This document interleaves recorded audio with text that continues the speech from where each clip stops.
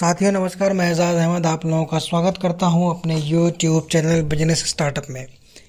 नेटसर्फ के जो एग्रीकल्चर के प्रोडक्ट हैं उनका जो है इस्तेमाल खेतों में कैसे करना चाहिए, उनके क्या फ़ायदे हैं, क्या क्रम होना चाहिए इस्तेमाल करने का, इसी के बारे में ये वीडियो है। लोगों को बहुत सारा कन्फ्यूजन है, बहुत सारे लोगों ने मुझे फ़ोन भी किया और यूट्यूब पे लिखा भी कि उनको इस तरीके का एक वीडियो चाहिए, तो मैंने उसी टॉपिक पे एक वीडियो बनाया है। तो चलिए इसको देखते हैं कि नेटसर्फ के प्रोडक्ट से जैविक खेती या ऑर्गेनिक खेती कैसे की जाए। नेटसर्फ के प्रोडक्ट इस्तेमाल करके जैविक खेती अगर हम करने के लिए जा रहे हैं तो उसके 3 क्रम होते हैं। जो पहला क्रम है उसको हम लोग भूमि शोधन कहते हैं। भूमि शोधन करने के लिए हमारे पास शेड होना बहुत ज़रूरी है, क्योंकि इसी से आपकी भूमि शोधित होती है। SHET soil health enhancement technology. शेड की एक बोतल के अंदर में 8 टाली गोबर के खाद के बराबर ताकत है। आप समझिए कितनी स्ट्रांग बोतल है ये। इसके एक ढक्कन में करीब 1 करोड़ से ज़्यादा बैक्टीरिया हैं, लाइव बैक्टीरिया। बोतल के अंदर में फ्रीज फॉर्म में केचुए के अंडे भी। गीली मिट्टी में इसका इस्तेमाल किया जाता है। जब ये मिट्टी के अंदर में पहुंचती है तो जो इसके बैक्टीरियाज हैं वो 24 घंटे के अंदर में एक्टिवेट हो जाते हैं और मिट्टी को कल्टीवेट करना शुरू करते हैं, जिसकी वजह से मिट्टी में एक मुलायमपन आ जाता है। जो कठोरता है मिट्टी की वो धीरे धीरे खत्म हो जाती है। मिट्टी की जो उर्वरक शक्ति है वो बढ़ने लगती है, क्योंकि बहुत सारे बैक्टीरिया इसमें हैं जो उसकी उर्वरक शक्ति को बढ़ाते हैं। जब मिट्टी मुलायम हो जाती है तो उसके अंदर में हवा का प्रसार भी अच्छे से होने लगता है। हवा नीचे तक उसमें जाने लगती है, जिसकी वजह से जो एटमॉस्फेयर में 76% नाइट्रोजन है वो भी अंदर तक मूव करने लगती है। जब मिट्टी मुलायम हो जाती है तो पानी जब आप देते हैं ज़मीन को, अपने खेत को, तो 1.5 फीट तक पानी उसके अंदर में चला जाता है, क्योंकि ये 1.5 फीट तक मिट्टी को मुलायम कर देता है।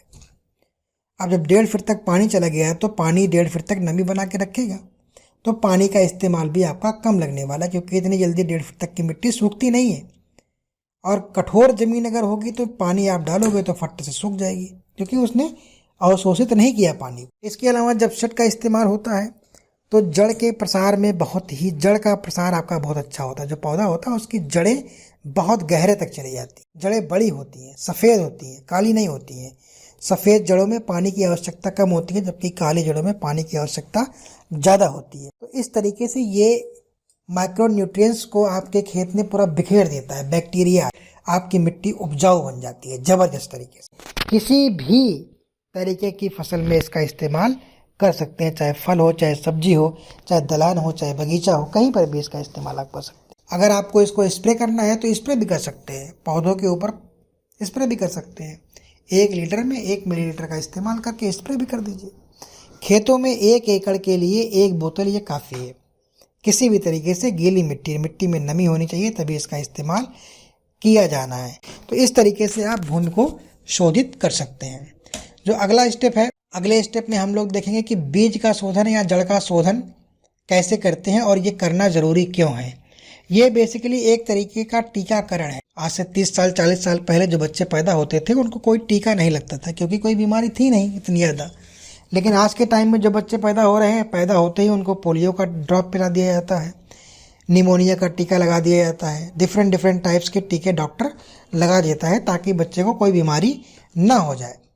तो आज का जो सिनेरियो है वो ये है कि किसान जो बीज लेके आता है दुकान से अपने खेत में डालने के लिए, उसमें बहुत सारी बीमारियां होती हैं। बीज पौधा बन के खेत में उठता है तो वो रोग भी उसके साथ बड़ा होता है।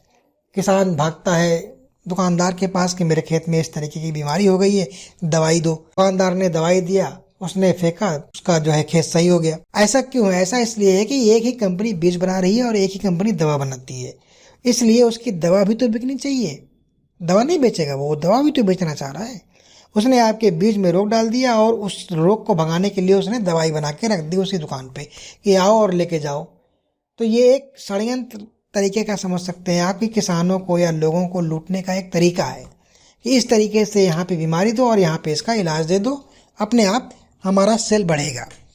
तो इसलिए जो है हम लोग क्या करते हैं कि जो भी बीमारियां बीज के अंदर में होती हैं, जब हम लोग बीज का शोधन कर देते हैं तो वो ख़त्म हो जाती हैं।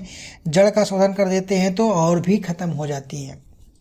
अब बीज शोधन मान लीजिए टमाटर का बीज आप लगा रहे हो या सरसों है या गेहूं है, जो भी बीज हैं इनकी शोधन करने के लिए ये है कि आप 1 लीटर पानी में 2 ml स्टीम रिच और 2 ml रैपअप ले लीजिए और उसी पानी से इनके ऊपर स्प्रे कर दीजिए, या किसी भी तरीके से आपका बीज गीला हो जाए उसी दवा वाले पानी से, और उसको छाँव में फिर सुखा लीजिए।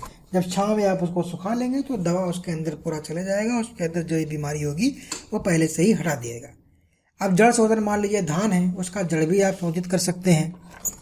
आप अपने खेत में जो है एक बड़ा सा गड्ढा कर सकते हैं, उसमें 20 लीटर पानी डाल दीजिए, उसी 20 लीटर पानी में 40 ml स्टीम रिच और 40 ml रैपअप डाल दीजिए। जब आप ऐसा कर देंगे तो उसी गड्ढे में जिसमें आपने दवा डाली है जड़ उखाड़िए, जो बेहन है बेहन को उखाड़िए, उसी में आप डुबो दीजिए पानी में, निकाल के उसको बगल में रख दीजिए, ये जड़ शोधन हो गया। तो बहुत आसान है बीज को शोधन करना, जड़ को शोधन करना, खर्चा बहुत कम है, लेकिन फ़ायदे इसके इतने हैं कि आपका जब पौधा बड़ा होगा, जब वो फल देना शुरू करेगा, जब उसमें दाने आने शुरू होंगे, तब आपको समझ में आएगा कि आपने बीज शोधन किया था तो कितना बड़ा चेंज, कितना बड़ा जादू हुआ है आपके खेत में। तीसरा जो स्टेप है वो है स्प्रे। स्प्रे 15 लीटर की जो टंकी होती है उसी के लिए बताया गया है। स्प्रे में आप स्टीम रिच, बायो 99 और CFC का भी इस्तेमाल कर सकते हैं। स्टीम रिच बेसिकली क्या है कि ये पौधों का टॉनिक है। स्टीम रिच का जब इस्तेमाल करते हैं आप, जनरेशन आपकी अच्छी होती है, जो जर्मिनेशन रेट अच्छा हो जाता है, जो कि बीज शोधन हम लोग कैसे करते हैं, स्टीम रिच और रैपअप से। बीज शोधित करने के बाद खेत में फेंकते हैं तो जो जर्मिनेशन रेट हिंदुस्तान के अंदर का है 75% के आसपास है। मतलब 100 दाने अगर आप खेत में फेंकते हैं तो 75 दाने उगते हैं, लेकिन जब आप अपने बीज का शोधन कर देते हैं तो आपके 98% दाने खेत में उगते हैं। उसी तरीके से बायो 99 है, ये स्प्रेडर का काम है, 30 सेकंड के अंदर में दवा को लेकर के पत्ते के आर पार हो जाता है। इंटैक्ट हमारा है, इतना जानदार प्रोडक्ट है कि ये जो कीटाणु होते हैं, जो रस चूसने वाले कीड़े होते हैं, उनकी जबान पे लकवा मार देता है। हाँ, CFC है, CFC में 34 तरीके का हर्ब है, प्रोटीन है, मिनरल्स है, विटामिन है।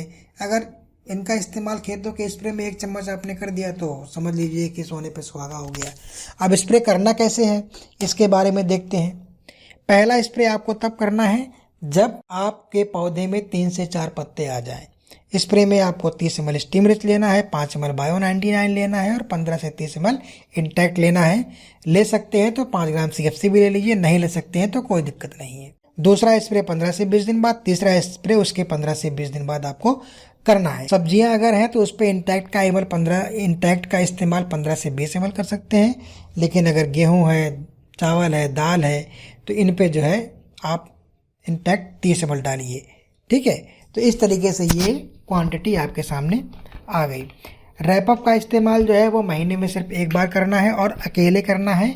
इसके साथ सिर्फ और सिर्फ आप बायो 99 को मिला सकते हैं 15 लीटर पानी में 30 ml। जब आपको लगे कि मौसम ख़राब हो रहा है, कोहरा बहुत हो रहा है, पाला पड़ने वाला है या बारिश बहुत ज़्यादा होने वाली है, तो आप रैपअप का 1 स्प्रे मार दीजिए। 1 महीने में 1 ही स्प्रे इसका होना है। तो ये पूरी तरीके से जैविक विधि से आपकी खेती होगी। पैदावार आपकी 15 से 40% बढ़ जाएगी। पहली बार में जब आप इसका इस्तेमाल करते हैं तो आप अपने खेतों में यूरिया और डाया को 33% कट करेंगे, दोबारा 66%, दोबारा 90% के करीब कट करेंगे। पहली बार में यूरिया DAP को 0 नहीं करना है। जैविक की तरफ मूवमेंट करें तो चीज़ों को थोड़ा थोड़ा करके कम करें। जैसे डॉक्टर कहता है कि 10 सिगरेट पीते हो तो 5 पियो, फिर 4 पियो, फिर 3 पियो, फिर 2 पियो। इस तरीके से वो आपके नशे को छुड़ाता है। तो हम भी नशे को ऐसे ही छुड़ाते हैं। मान लीजिए पहली बार में आपको करना है तो आपके 1 एकड़ में मान लीजिए 8,000 रुपये खर्चा आता है और 3,000 या 4,000 रुपये का यूरिया डाया डालिए और 4,000 रुपये का हमारा प्रोडक्ट इस्तेमाल कीजिए। अगली बार में आप 3,000 रुपये का यूरिया डाया डालिए या 2,000 रुपये का यूरिया डाया डालिए और हमारा प्रोडक्ट की क्वांटिटी फिक्स रहेगी, 4,000 रुपये की ही पड़नी है। तीसरी बार में जो है आप 2,000 रुपये का यूरिया डाया डालिए, हमारा 4,000 का ही पड़ेगा। चौथी बार में 0 कर दीजिए, हमारा 4,000 का ही पड़ेगा। तो मतलब 8,000 का जो खर्चा आपका हो रहा था वो 4,000 में सिमट गया और पैदावार आपकी तीसरी बार में करीब 40% तक बढ़ जाती है। फलों में अच्छी शाइनिंग आती है, फलों की क्वालिटी अच्छी होती है, क्वांटिटी तो अच्छी होती ही है। तो मार्केट में आपको रेट भी अच्छा मिलने वाला है। जैविक गेहूँ 55 रुपये किलो बिकता है और नॉर्मल गेहूँ 17 रुपये किलो बिकता है। ठीक है, तो कैसा लगा दोस्तों आपको ये वीडियो जो मैंने शूट किया है आप लोगों के लिए?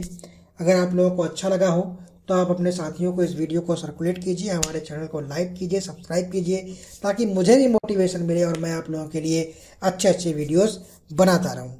Thank you very much sir.